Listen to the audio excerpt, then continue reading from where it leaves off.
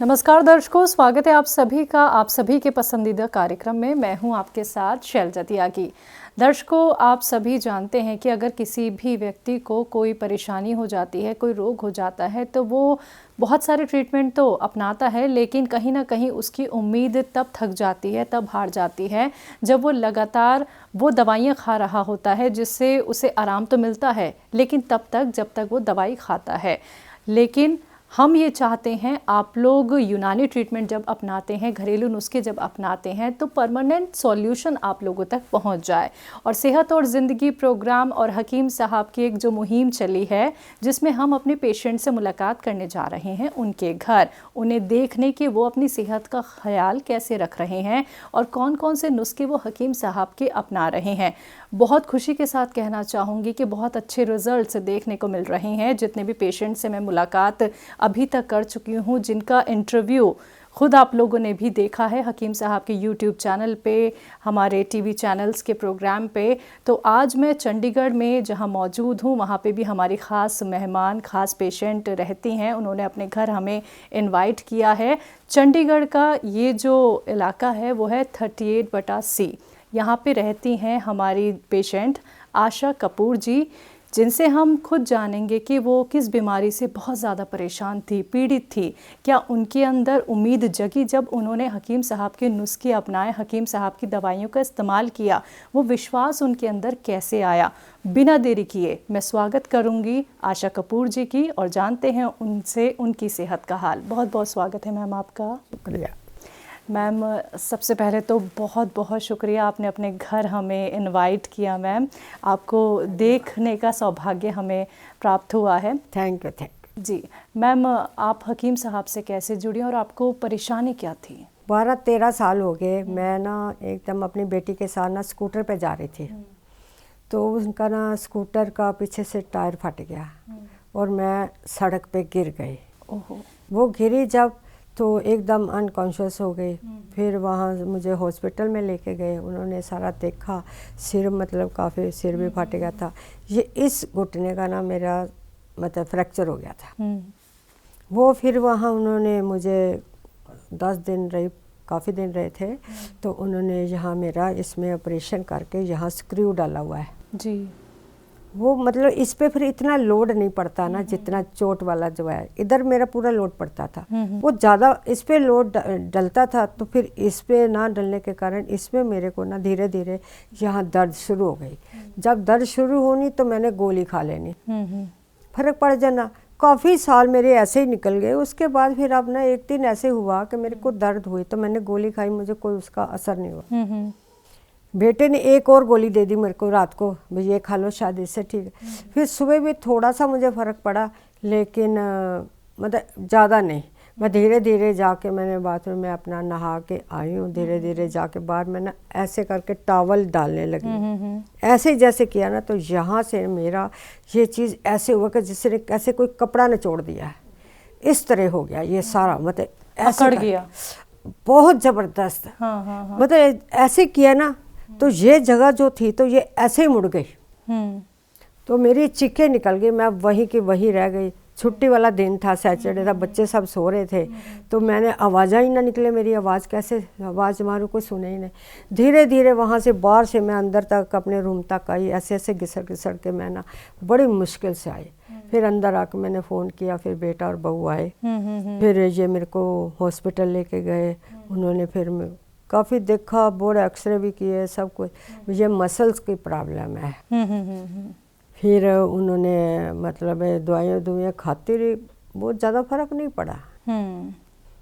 फिर ये 11 अगस्त की बात है। ऐसे मतलब धीरे धीरे थोड़ा सा फर्क पड़ गया, तो एक दिन एक साथ घर छोड़ के ना, एक घर बन रहा है हमारा इधर ही, इनका किसी मेरी फ्रेंड का ही था, तो हमने कहीं जाना था। उस दिन थोड़ा थोड़ा मैं चलना शुरू हो गई थी, तो उन्होंने बोला आज ना आपको किट्टी पे लेके जाना है। वो मैं तैयार होके किट्टी पे उनके घर तक ही पहुंचे, ये घर छोड़ के। तो वो कहते हैं, मैंने कहा क्या तोड़ लिया, क्या कुछ तोड़ा है? कहते आके अंदर देख लो। जैसे ही मैं गई हूँ, यहाँ पर भी फर्श है, सामने भी फर्श नज़र आ रहा है मुझे, लेकिन ये नहीं पता, लाइट नहीं थी। तो ऐसे गई हूँ ना, थोड़ा सा ही चली हूँ तो एक नीचे पूरा मतलब 4 फुट की नींव तोड़ी हुई थी, निकाली हुई थी उन्होंने। ओहो। मैं उसके बीच में ही गिर गई। जब उसके बीच में गिर गई, मेरे को कुछ पता ही नहीं है, अनकॉन्शियस ही हो गई। तो उनकी लेबर लगी, सो 5 बंदों ने मुझे उसके बीच में से निकाल के फिर मेरे को हॉस्पिटल लेके गए। वहाँ पर उन्होंने सारे एक्सरे किए, तो ये ना मतलब पैर का फ्रैक्चर हो गया। एक का फ्रैक्चर हुआ यहाँ घुटने के पास, तो एक पे यहाँ पे इधर का मांस फट गया। 8 तो उन्होंने मेरे एक्सरे किए, घुटनों के किए, पैरों के हर एंगल का किया, तो लेकिन बस वो हो गया।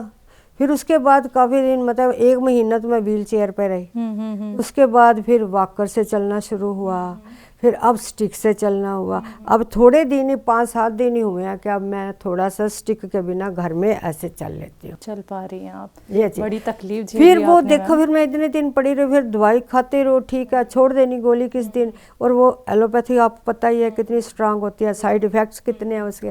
फिर ना बेटे को ने मुझे बताया, मम्मी आप इतने परेशान होते हो, और मेरे फ्रेंड है उनकी मदर्स ने भी ऐसे मेडिसिन लिया, आप फ़ोन कर लो तो आपको दवाई। फिर मैंने फ़ोन किया हकीम साहब के यहाँ। हाँ, वो नंबर निकाल लिया था मैंने। ठीक है, आपके बेटे ने जो नंबर उसने मतलब बता दिया अभी ऐसे कर लो। फिर मैंने उसी नंबर में फ़ोन किया, तो आपके वहाँ से बोले सारे, मतलब कोई डॉक्टर साहब भी होंगे। जी जी जी। तो उन्होंने फिर मेरी सारी स्टोरी सुनी।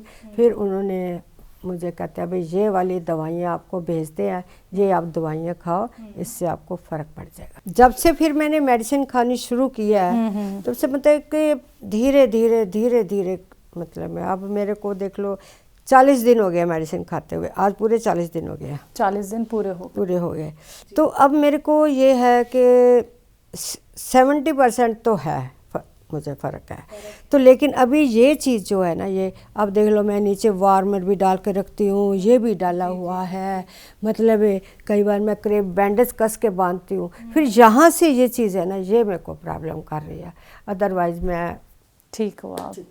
लेकिन मैम बहुत अच्छा लगा ये सुन के कि 40 डेज़ में 70% जो आपको आराम मिला है, वो वाकई में यकीन हम कर सकते हैं आपको देख के, क्योंकि आप बिना वॉकर के, बिना स्टिक के अभी चल रही थी।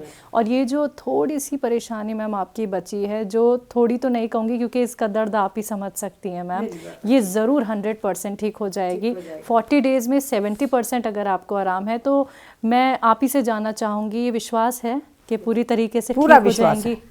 विश्वास। मैं तो कईयों को बोलती हूँ, मेरी दिल्ली में 2 सिस्टर हैं जी, उनको भी वैसे ही, उनको भी घुटनों की प्रॉब्लम है। तो मैंने उनको बोला मैं अब आने वाली हूँ, दिल्ली जाऊँगी, मैं थोड़ी सी ठीक हो जाऊँ फिर।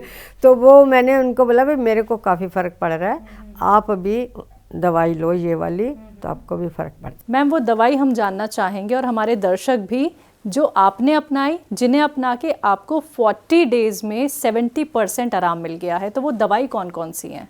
जो 3 जड़ी बूटी है, ठीक है, एक गोंद, सिया गोंद है जो एस केयर कैप्सूल, एक है एलो प्लस कैप्सूल। ठीक है, ये सारी दवाई आप खा रही हैं। ठीक है, चलिए, बिना टाइम स्किप तो नहीं करती हैं? अच्छे से बिल्कुल रेगुलर जैसे जैसे परहेज बताइए, अब टोटली उस तरह परहेज कर रही हूँ। अच्छा, ठीक है। कोई वाई चीज़ नहीं खानी, जैसे चावल, माँ, राजमा और दही नहीं खाना। उस दिन के बाद मैंने इन चीज़ों को देखा तक नहीं। अरे वाह, चलिए, एहतियात बरतनी बहुत ज़रूरी है मैम। और उम्र कितनी है आपकी, ये बताइए? मैं 77 बोल तो रही हूँ। अरे 77 हैं आप बिल्कुल नहीं लग रही। और ये बात मैं नहीं, हमारे व्यूवर्स जो आपको देख रहे हैं उन्हें भी इस बात पे यकीन नहीं होगा कि आप 77 हैं। आपके बेटे ने आपको दवाई बताई, उनके जो फ्रेंड थे, उनकी जो मम्मी थी, वो दवाई इस्तेमाल कर रही थी, उनका फीडबैक के ज़रिए आपने हकीम साहब की दवाई अपनाई, हकीम साहब से आप जुड़ी। हकीम साहब का प्रोग्राम आप देखती हैं, कब से देख रही हैं? काफ़ी देर से, जब मोबाइल में निकाले तो भी आ जाता है। अच्छा, आते हैं ना भी, आपने अभी मोबाइल में भी, जी जी, टीवी में भी आ जाता है। अच्छा, यूट्यूब और टीवी दोनों के जरिए आप देख लेते हैं। ठीक है। बेटे ने जो दवाई बता दी हकीम साहब की, तो आपकी तकलीफ़ 70% जब वो ठीक देखते हैं, तो परिवार के लोगों का क्या रिएक्शन रहता है? वो बड़े खुश है, भाई फ़र्क पड़ रहा है आपको बहुत, मम्मी बहुत ज़्यादा फ़र्क पड़ रहा है।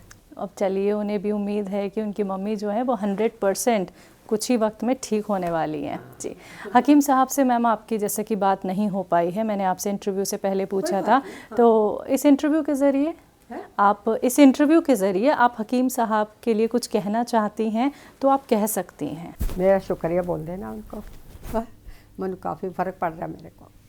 मैम बहुत अच्छा लगेगा उन्हें भी ये सुन के, ये जान के। जैसे आपका जो टीवी पे आता है या मोबाइल में नंबर जो उनकी फ़ोटो के साथ नंबर दिया, उसी नंबर पे करके हम उनके साथ बात कर सकते हैं। बिल्कुल मैम, बिल्कुल। कोशिश जैसे आपने दवाई खाई और दवाई से भी कोशिश आपने की कि मैं ठीक हो सकती हूँ, ऐसे ही लाइव प्रोग्राम में आप कॉल करिएगा मैम, ज़रूर आपकी कॉल लगेगी। बहुत अच्छा लगा आशा जी आपको देख के, आपकी सेहत का हाल जान के।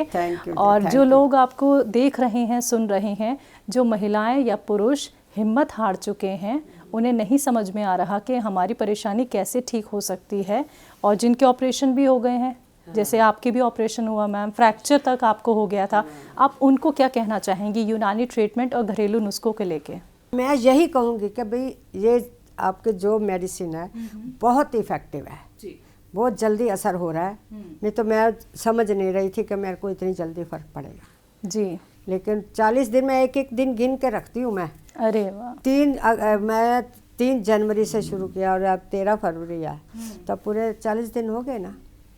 तो बहुत बहुत शुक्रिया आशा मैम अपना वक्त हमें देने के लिए। बहुत बहुत शुक्रिया जी। साहब मैं ठीक हो गई तो आपका शुक्रिया। बिल्कुल मैम, आशीर्वाद अपना हमारे ऊपर बनाए रखिएगा मैम। सही है। तो दर्शकों, आप सभी ने सुना अभी आशा कपूर जी को, जो चंडीगढ़ में रहती हैं, और आप यकीन मानिए उनसे मिलके मुझे बहुत बहुत खुशी हुई है। ये 40 डेज़ का रिज़ल्ट है। वो व्हील चेयर पे चलती थी, फिर स्टिक के सहारे चलती थी। आज जो मैंने देखा है, जब मैं उनके घर में एंट्री कर रही थी, वो खुद चल रही थी बिना व्हील चेयर के, बिना स्टिक के। तो यही मैं आप लोगों को भी कहना चाहती हूँ, आप भी ठीक हो सकते हैं, लेकिन उसके लिए आपको यूनानी ट्रीटमेंट, घरेलू नुस्खों से जुड़ना होगा। तो आज के इस खास कार्यक्रम में बस इतना ही। एक बार फिर से हाजिर होंगे एक और नए दर्शक के साथ। तब तक के लिए आप लोग अपनी सेहत का रखें ख्याल। मुझे दीजिए इजाज़त। नमस्कार।